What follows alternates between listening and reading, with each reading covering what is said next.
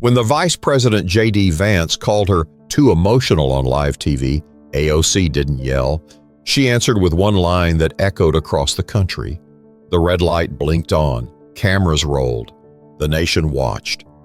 Inside the studio of American Perspectives tonight in Arlington, Virginia, the table was packed. 7 political heavyweights, 2 moderators, and a live audience whose silence now felt sharper than applause. This wasn't a casual discussion. It was a primetime battle over reproductive rights and the direction of the economy. But all eyes kept shifting back to 2 figures seated across from each other: Vice President JD Vance and Representative Alexandria Ocasio-Cortez. The first 20 minutes had already turned combative, with overlapping voices and the usual tension of partisan jabs. But when AOC began breaking down the economic impact of recent abortion restrictions on working-class women, Vance leaned forward, waved a dismissive hand, and cut in. "Congresswoman," he said with a rehearsed smile, "your emotional takes might play well on social media, but this is serious policy work." There was a slight murmur from the audience. The moderator looked up, unsure whether to interject. AOC didn't blink. She didn't look rattled.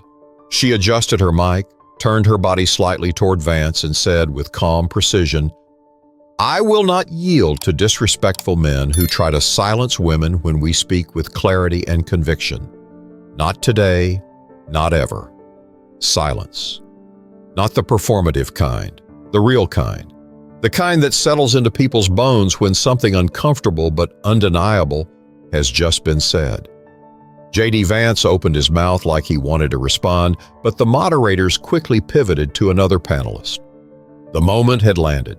Everyone at that table felt it, the audience too, and somewhere behind the cameras, a junior producer whispered into her headset, "Clip that now."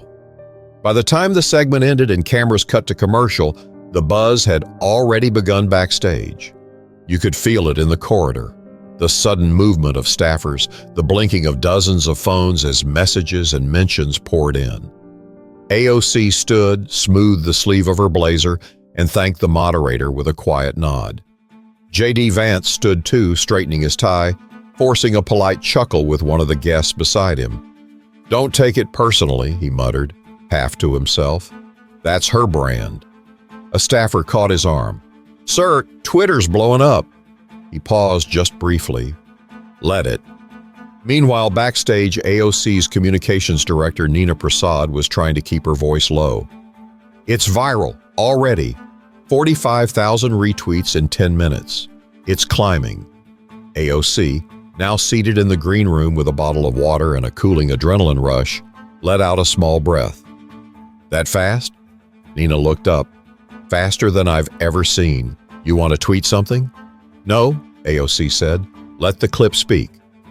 But even as she said it, her phone lit up with notifications, not just from supporters, but from other members of Congress, journalists, and even a few unexpected names from across the aisle, women especially. Some of the texts were short, "Thank you." Others were longer, sharing personal stories about being talked over, dismissed, or told they were too emotional to be taken seriously. In a suburb outside Fort Worth, a 43-year-old mom named Paige paused her evening routine to rewatch the clip. Her teenage daughter leaned over her shoulder. "She said it like it was nothing," the daughter whispered. "Because it wasn't nothing," Paige replied. "It was everything." But what nobody in that studio knew yet was that the clip wouldn't just trend, it would explode. By the time Alexandria stepped out into the parking garage beneath the studio, the air felt heavier. Not because of the weather, it was a mild spring night in Virginia, but because something had shifted. There was a difference between a good moment and a national one, and she could tell, even without checking her phone again, that this was the latter. Nina walked beside her, still typing furiously on her phone, her brow furrowed in focused urgency. "CBS just requested a live statement. MSNBC's asking if you'll do Morning View tomorrow, and The Hill says their comment section is literally crashing." Alexandria opened her car door, tossing her blazer in the back seat. "I said what I needed to say. That should be enough. Nina looked up. You think this will just stay about policy? Alexandria leaned on the doorframe. No, but if I start chasing the noise, I become the noise. They both knew what was coming. The backlash machine, the spin doctors, late-night cable, the same cycle that swallowed up truth and spat out sound bites. But this time felt different, less reactive, more pointed. It wasn't just about her anymore. Across town, JD Vance was in a black SUV being driven to his hotel. He was quiet for most of the ride, staring out the window at passing headlights. His chief of staff, Mark Tisdale, finally broke the silence. You want us to put something out? About what? The moment, the line. Vance scoffed. It's just another clip for her fans. It'll blow over. Mark didn't respond right away. I think it's sticking more than you think. A few donors already called. They didn't love it. She called me disrespectful on live TV. She said it without yelling. That's what's killing it. Vance shifted in his seat, now visibly annoyed. They always protect her. If it were me raising my voice, they'd call me aggressive. But you interrupted her. I corrected her. And she corrected you back. Vance sighed and leaned his head against the seat. The car went quiet again. Back in AOC's DC apartment, Alexandria stood barefoot in the kitchen, microwave humming as she heated up leftover lentil soup. The day was still sinking in. She wasn't thinking about retweets or headlines now. She was thinking about the expression on Vance's face the moment she spoke. Not rage, not embarrassment. Something closer to being caught off guard. The thing is, she'd heard worse, much worse, in city council meetings, on the campaign trail, even on Capitol Hill. But the difference tonight was that it was public, raw, live. And a lot of people saw it not as drama, but as a mirror. She grabbed a spoon and took a bite of soup. Her phone buzzed again, this time a message from her college friend, Brianna. A screenshot of the clip playing on Good Now, the popular YouTube news channel. Already over 2 million views. Alexandria replied with a single word. Wild. Brianna sent back, more like necessary. Across the country, in Lincoln, Nebraska, a young Latina named Rosa was watching the replay on her cracked phone screen in her break room. She was between shifts at the supermarket. She had grown up watching people talk over her mom, cut her off, dismiss her opinion like it wasn't finished baking. When AOC responded to Vance, Rosa sat up straighter. She replayed the moment, again and again. It wasn't that Alexandria had yelled. She hadn't. It was the tone. It was that she spoke like she wasn't afraid of the silence afterward, like she didn't need permission. At midnight, Nina called. We need to prep for morning media. You'll be asked about it, a lot. Let them ask. Are we leaning in? Alexandria paused. We're standing still. That's enough. Nina was silent for a second. You know they'll try to bait you again, right? I'm not here for bait. I'm here for people like Rosa. But across the political aisle, a quiet storm was brewing. Because for JD Vance, the clip didn't just bruise his image. It exposed a fault line inside his own camp. By sunrise, the clip had already reached over 18 million views across platforms. But the numbers only told part of the story. What mattered more, what always mattered more, was what people felt.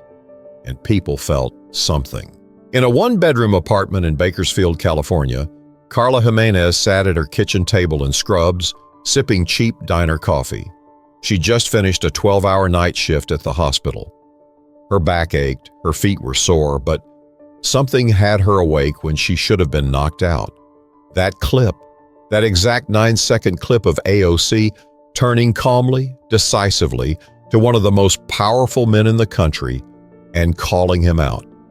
Carla had been interrupted in meetings, been talked over by doctors, managers, even patients. She knew that tone, the fake, I'm just trying to correct you energy. It never came from curiosity, always from condescension. She sent the clip to her sister with a message. This is what I wish I could say at work every damn day. Across the country, in a high school library in St. Paul, Minnesota, 17-year-old Kiara Hughes watched the clip in between periods. Her teacher had mentioned it in passing. She watched it once, then again, then a third time, with the volume low and subtitles on. The moment JD Vance waved his hand, the way Alexandria didn't flinch, didn't blink, didn't get louder, just clearer. Kiara posted it on her story with no caption. Her inbox lit up. Girls from class reacted with emojis.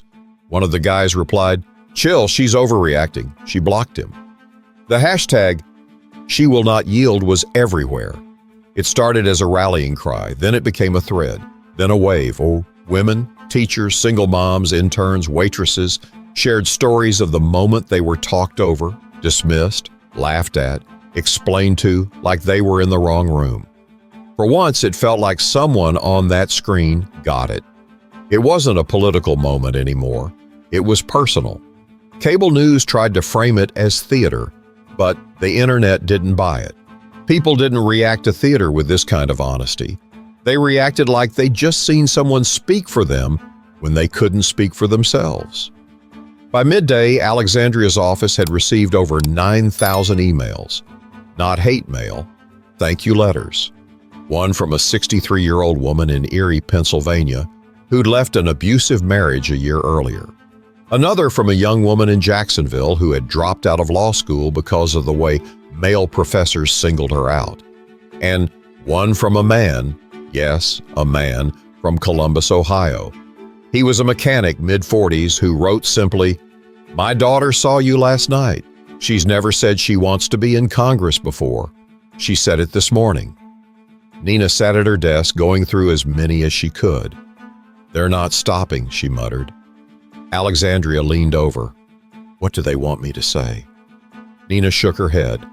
"They're not asking for anything. They're just saying thank you." Alexandria sat back slowly. "Then maybe that's enough." Meanwhile, the vice president's team scrambled to control the conversation. JD Vance hadn't said much publicly, but internally pressure was building. He was supposed to be the one pushing the White House's economic message this week. Instead, every question reporters threw at him circled back to the same thing. Did he disrespect a woman on national TV? At a press stop in Tampa, he answered flatly, "We had a policy disagreement. That's what democracy looks like." It didn't land well. When he got back into the van, Mark was waiting with fresh polling numbers. "You're down 6 points with suburban women and dropping." Vance looked irritated. "They'll come back." Mark didn't respond. He knew better. Back in Washington, Alexandria walked into a cafe near DuPont Circle for a scheduled meet and greet with community leaders. A middle-aged black woman in a floral scarf stepped out from the crowd and gently touched her arm. "You didn't blink," the woman said. Alexandria smiled. "Neither did you. You just weren't on camera." But while the public's voice was growing louder, something darker was starting to bubble up, because not everyone was clapping. Some were sharpening their knives. By 8:30 the next morning, the press room at the Capitol was full. Cameras lined the back wall. Reporters held up recorders, pens, and phones. They weren't here for legislation. Not today.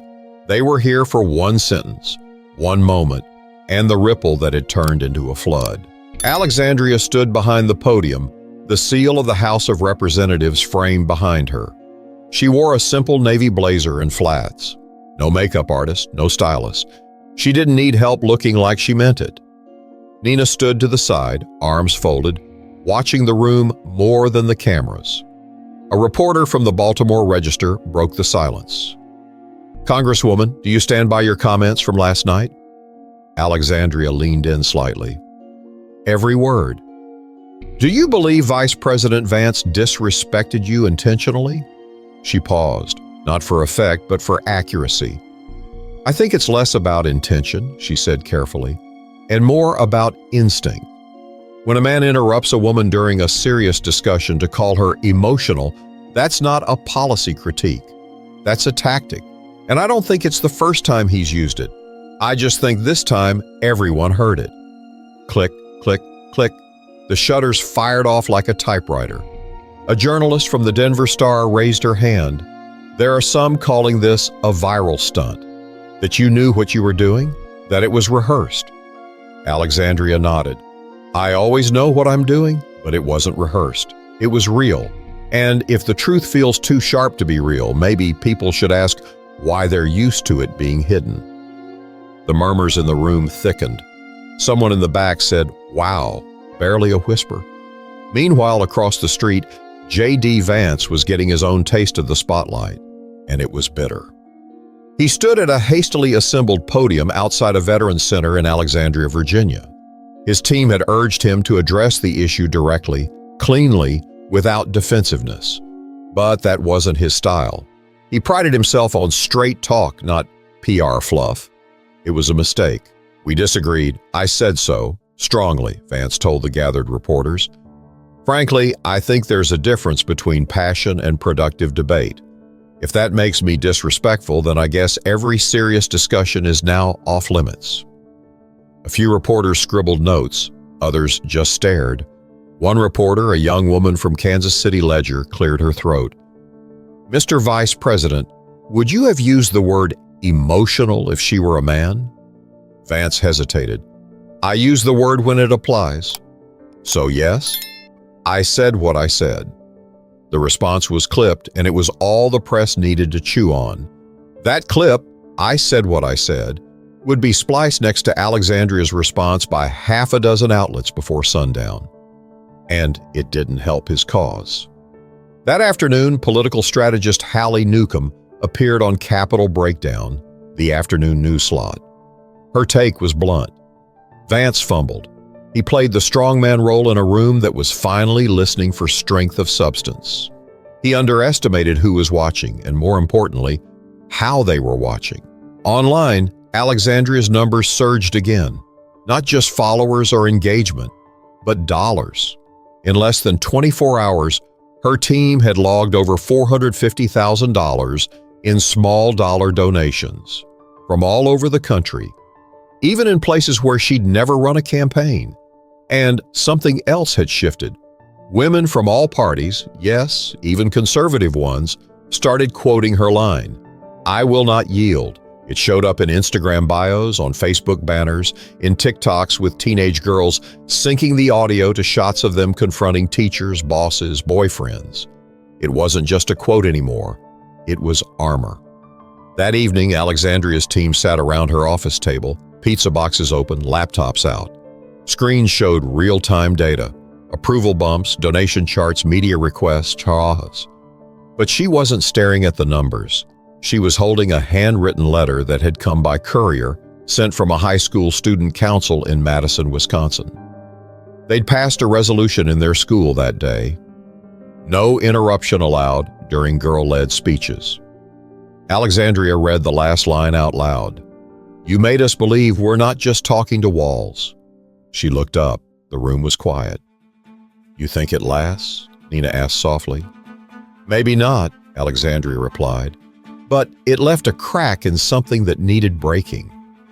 But while her words echoed across classrooms and households, the opposition was sharpening its strategy, not to debate her policy, but to dismantle her credibility. Later that night, the halls of Capitol Hill were quiet, and Alexandria finally had a moment to herself. She slipped out of her heels in her apartment, poured a glass of cold water, and sat on the edge of her bed without saying a word. The day had moved fast, too fast to feel. But now that everything was still, it caught up to her. There's a strange kind of exhaustion that settles in after moments like this. It's not physical, not even really mental. It's emotional, deep in the ribs, a pressure you don't notice until you stop moving. She opened her laptop but didn't type anything. Her inbox was flooded. Her notifications were stacked to the ceiling. Even some people she hadn't heard from in years had reached out. And yet, there was one message she'd been expecting all day. It finally came in, right after midnight. Abuela's calling. She picked up the phone before it even finished ringing. "Mi niña," her grandmother's voice said softly. "I saw it. I saw you." Alexandria smiled, leaning her forehead into her hand. "You watching late-night TV now? You think I don't see what's happening in this world? I may be old, but I'm not blind. They tried to shut you up. Yeah, Alexandria said, they did. But you didn't shrink. You stood taller. That's the part I loved. There was a long pause. You okay, mija? Alexandria exhaled slowly. It just feels like, when I speak, I carry every woman who's ever been shut down. Good, her grandmother said. Speak louder then. They talked for another 15 minutes about rice recipes, a cousin's engagement, and how much Alexandria still hated ironing. Nothing political, nothing heavy, just warmth, family. The kind of conversation that reminds you who you are when the rest of the world tries to define it for you. After they hung up, Alexandria found herself thinking about that day in her first campaign, when she was canvassing door to door in East Elmhurst, and an older man told her she was too pretty to be serious about policy. You're sweet, he'd said, but politics is for sharks. Back then, she'd smiled, thanked him for his time, and kept walking, but the words stuck. For weeks, maybe longer. Now she looked at herself in the mirror.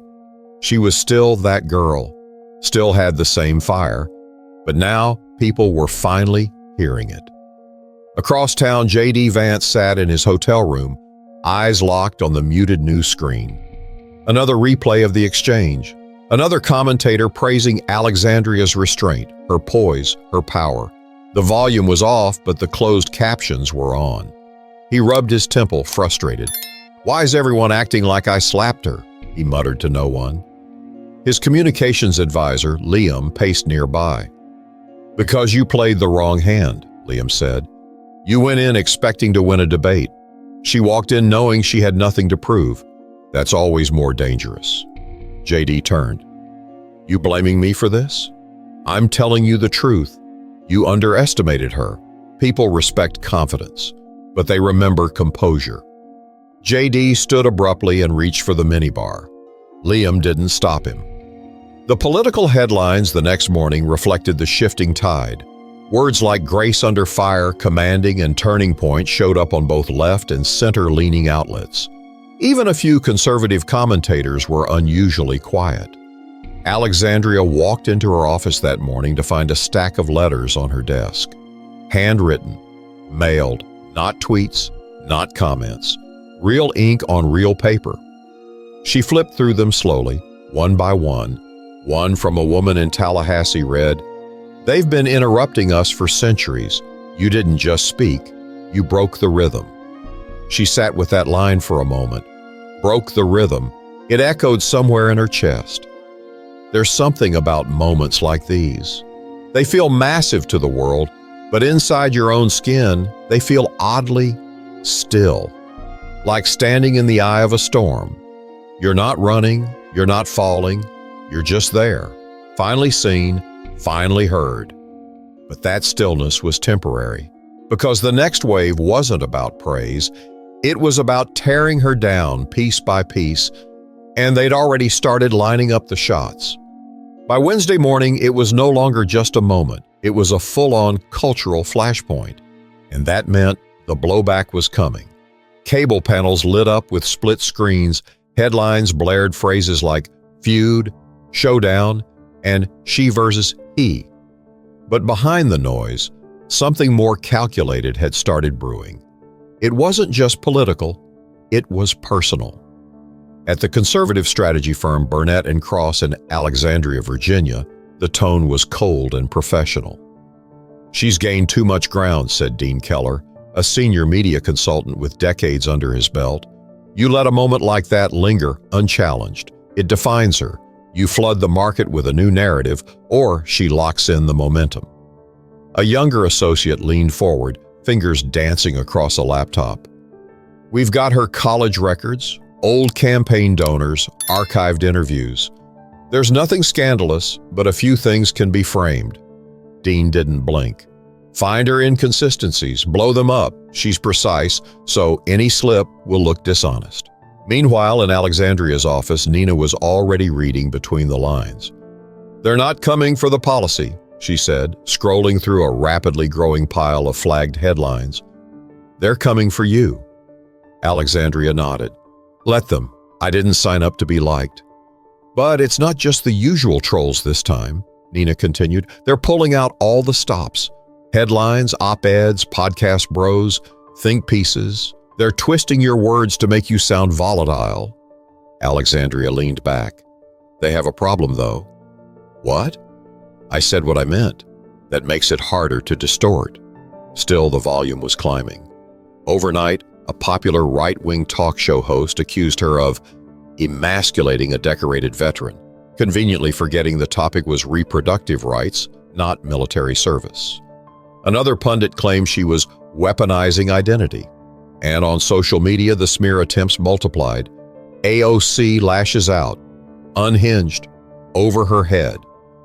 But the most coordinated effort came in the form of a fake quote, a graphic that falsely claimed Alexandria had said, "All men are threats until proven otherwise."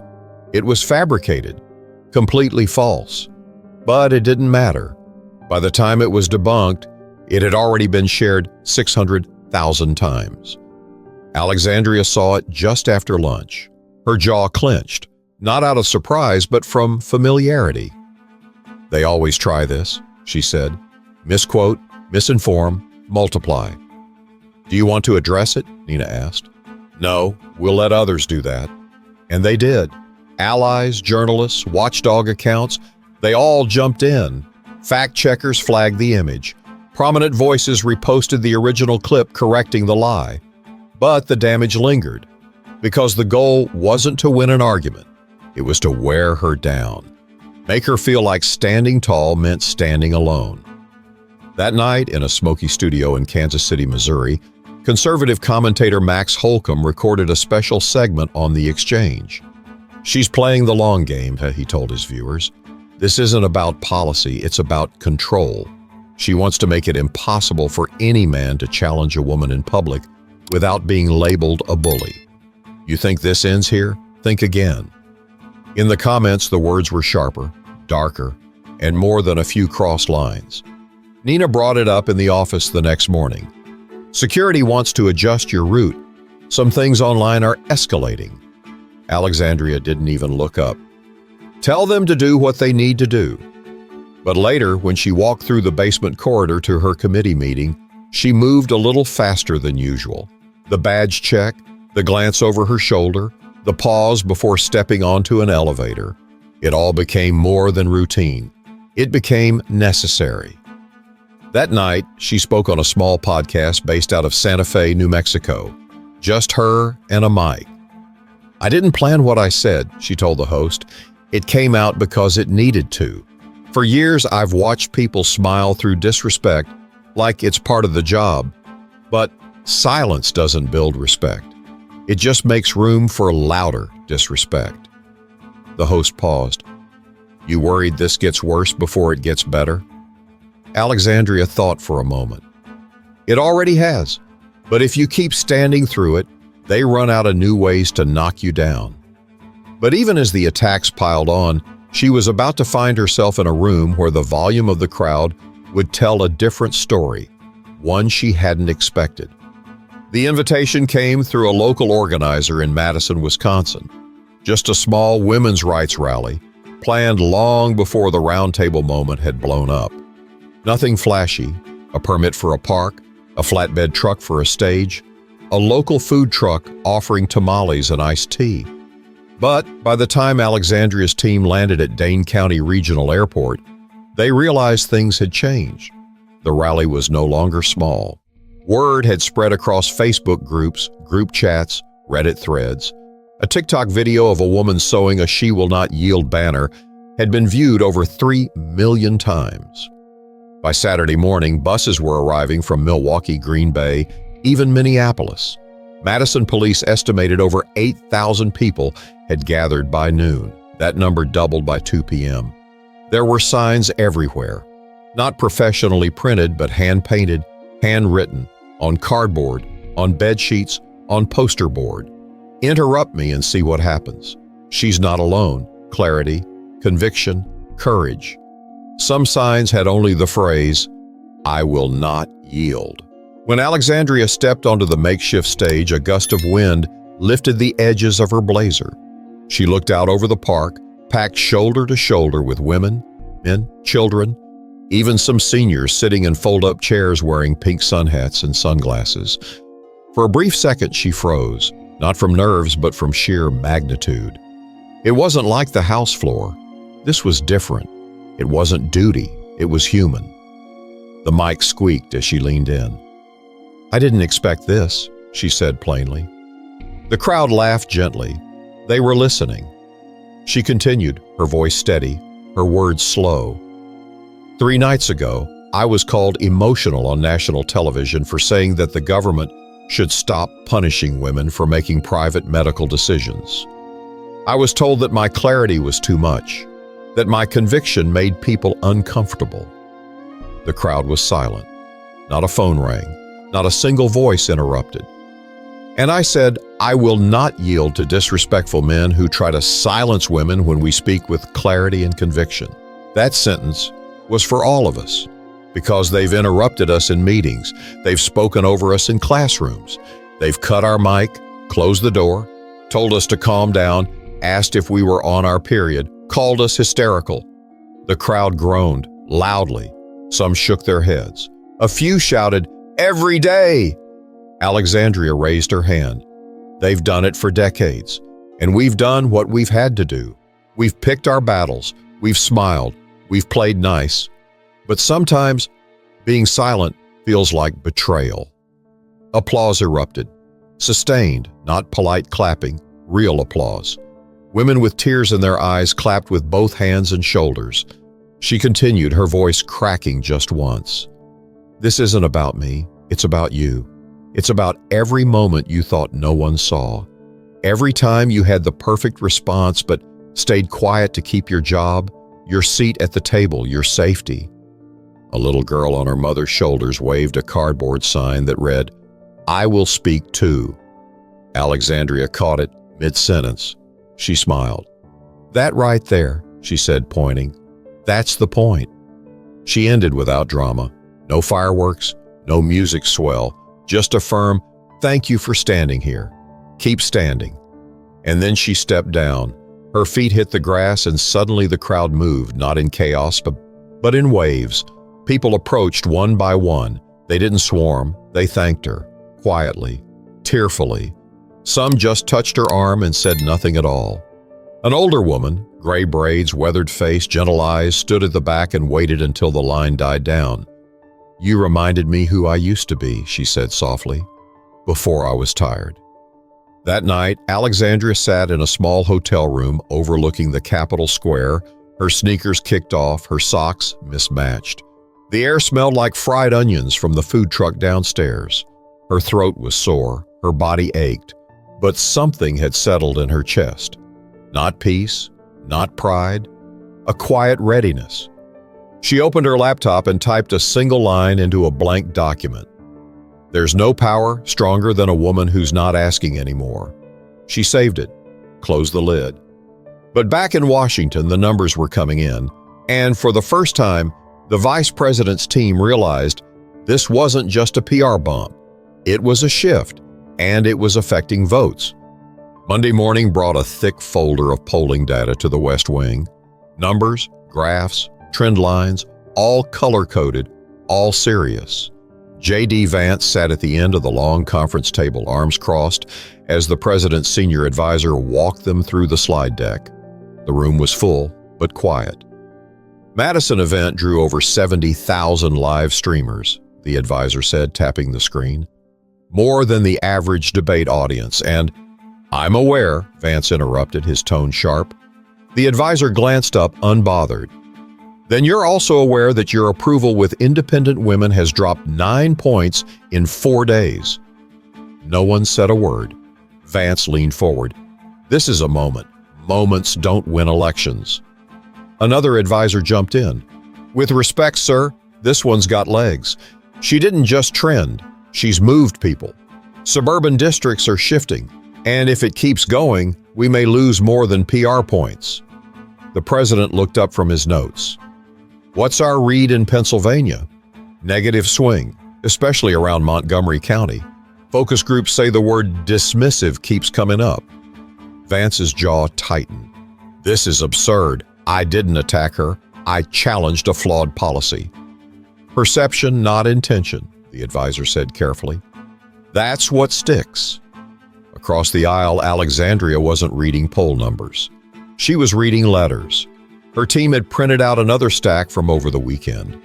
This batch came from high school government classes, union halls, college clubs, even a women's shelter in El Paso.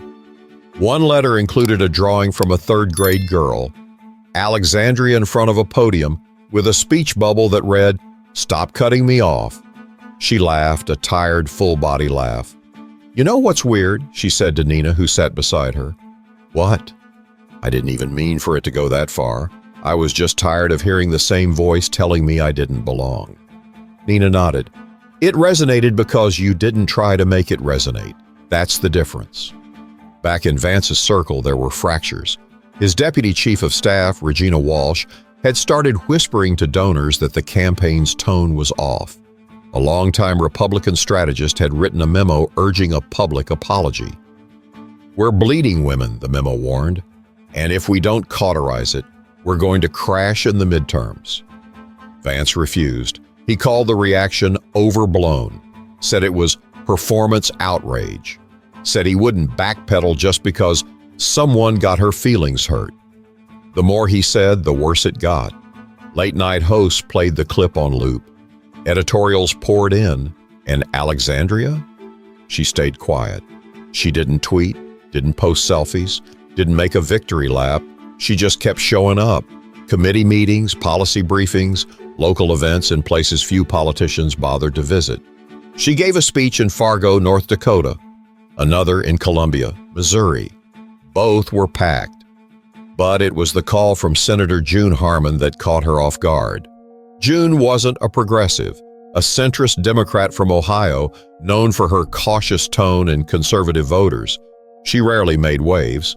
Yet, here she was, calling Alexandria directly. "I'm not here to flatter you," June said, her voice measured.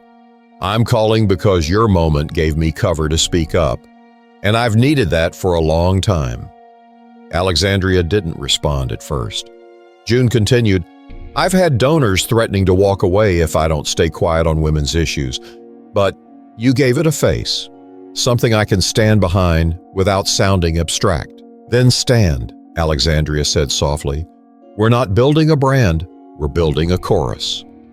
That phrase made it onto the Des Moines Chronicle's front page the next day. Not a brand, a chorus. AOC wasn't seeking attention, but the country was giving it to her anyway. And not out of celebrity, but clarity. People weren't clapping for her because she had the perfect comeback. They were watching because she spoke without needing to be liked. She was speaking for every moment they hadn't, and that had changed the stakes. But just when the momentum seemed steady, a challenge came, quiet, formal, and impossible to ignore. And this time, it wouldn't be a soundbite. It would be face-to-face again. The envelope looked official. White, thick, crisp edges, the seal of the National Forum Commission stamped in gold at the top left corner. Nina slid it across Alexandria's desk slowly, like it might bite. "They want you to debate him, one-on-one." Alexandria raised her eyebrows. "Again?" "Primetime, national stage, 60 minutes, no panel, just you and Vance." She didn't open it right away. She stared at the envelope like it was something alive. "Why now?" Nina sighed. "Because they're trying to flip the narrative. Make it look like he's open to dialogue. Turn the table back on you. And if I say no? He looks brave. You look evasive. That's how they'll frame it." The envelope sat between them like a dare. Outside the Capitol, spring had started to warm the sidewalks. Protesters came and went. News vans idled. Tourists took selfies near statues of men who never had to think twice about being interrupted. Alexandria finally opened the envelope. She read the single-page letter slowly. "I'm not afraid of him," she said, almost to herself. "Of course you're not," Nina said. "But this isn't about fear. It's about strategy. He'll come in swinging, Try to provoke, get under my skin. You've been under worse. Alexandria's eyes narrowed. Then let's make some calls. If we're doing this, we're doing it on our terms. Over the next 24 hours, her team negotiated hard. They insisted on a neutral venue, no live audience, equal speaking time, no interruptions, a moderator who had actual credibility and wasn't afraid to cut a mic. Vance's team pushed back, tried to shift the rules, but finally relented. The date was set, the following Thursday. Network coverage, 2 podiums, 60 million expected viewers. Word spread like wildfire. News outlets cleared the night's programming. Political junkies started counting down. Twitter turned it into a spectacle before it had even begun.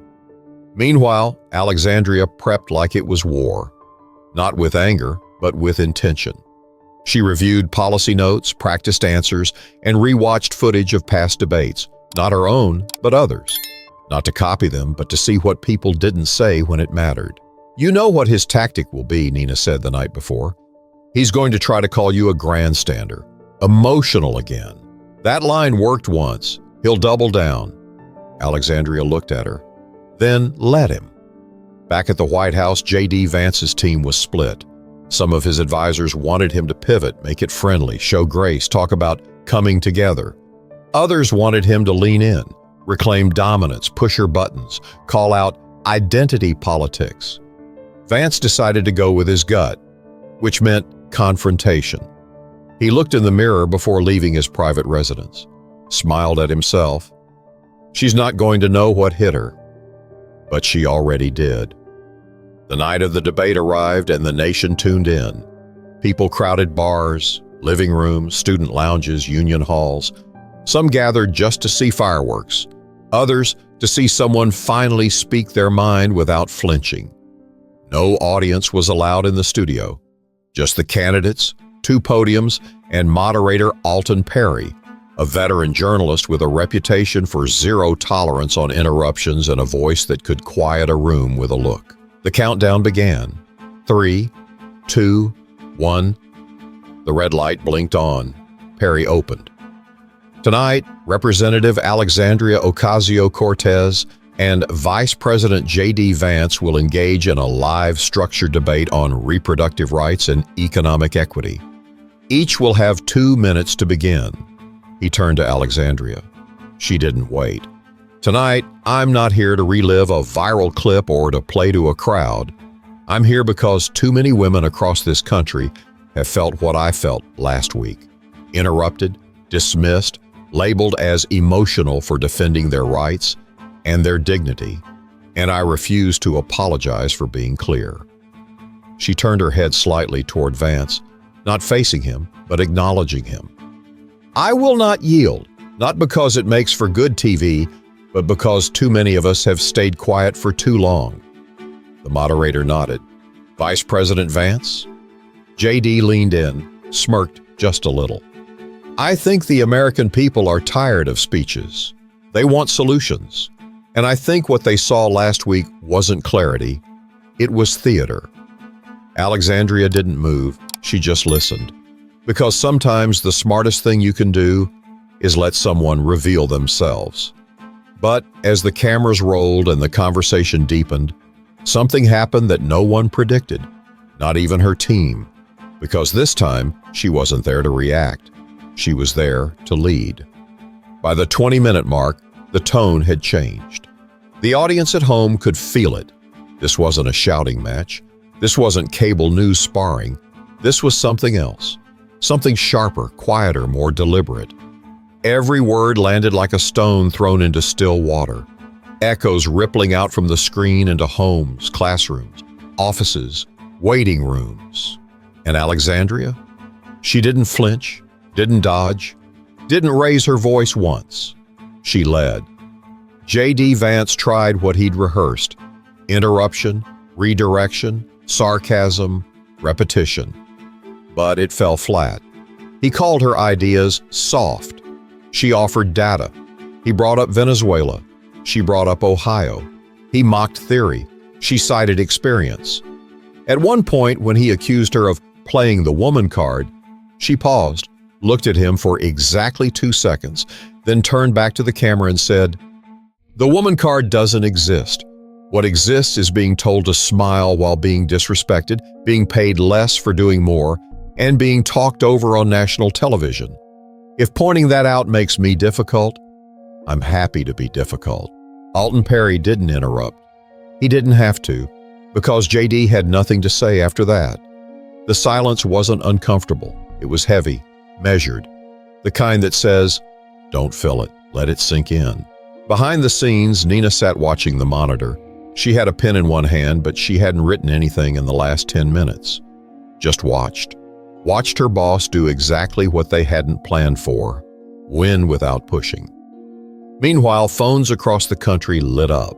In Savannah, a women's shelter paused their evening session just to watch. In Flagstaff, 2 sisters who hadn't spoken in months sat side by side again, silent, watching the screen. In Sioux Falls, a young woman rewound the stream 3 times to watch the same moment. The look, the pause, the words. "I'm happy to be difficult." Not loud, not mean, just unapologetic. Toward the end of the debate, the moderator asked a closing question. It wasn't about policy. It wasn't even political. "What," he asked, "do you want Americans to remember from this conversation?" JD Vance gave a practiced response. Talked about jobs, borders, American values. It was fine, safe, forgettable. Then it was Alexandria's turn. She adjusted the mic. "I want people to remember that clarity is not aggression, that emotion is not weakness, and that a calm voice can be a powerful one." She didn't look at him. She looked at us. There are people watching tonight who've been told to shrink themselves to keep their jobs, keep their relationships, keep their safety. And I want them to know, you don't have to shrink to be respected. You don't have to make yourself smaller to deserve space. You don't have to yield. There it was again. That line. She hadn't rehearsed it. She hadn't even planned to say it again. But it had become more than words. It was an anchor, a thread tying her to every viewer who'd ever been made to feel like too much, just for being enough. As the debate ended and the screen faded to black, people didn't rush to change the channel. They sat with it, like a weight had dropped in their chest. And for once, it didn't crush. It cleared space. Backstage, Alexandria sat alone for a moment. She could hear voices behind the curtain, journalists lining up, producers talking in short bursts. "It's just so." JD Vance had already left. No handshake, just a nod on the way out. Nina appeared at the curtain. "That was," she started, then stopped. "You didn't even swing." "I didn't have to," Alexandria said. Outside the studio, the crowd had gathered, even without permission. People standing on the sidewalk, holding their phones up, pressing signs to their chests. Most of them didn't even speak. They just wanted to see her walk out the door. And when she did, they didn't cheer. They didn't chant. They just stood, still, present, because respect, when real, doesn't need noise. The next morning, the clip went everywhere. Again. Newsrooms called it restraint. Commentators called it precision. But ordinary people called it what it was, a moment of honesty that cut through every performance and game. Because Alexandria didn't fight to win. She stood to be heard. And that was enough to remind millions of women that they didn't have to raise their voices just to exist in the room. Let them interrupt. Let them underestimate. Because the line is clear now, one woman's clarity can echo far beyond the room. If this moment meant something to you, don't scroll past it. Share it, say it, stand with it. Subscribe for more stories that matter, not because they're loud, but because they're real.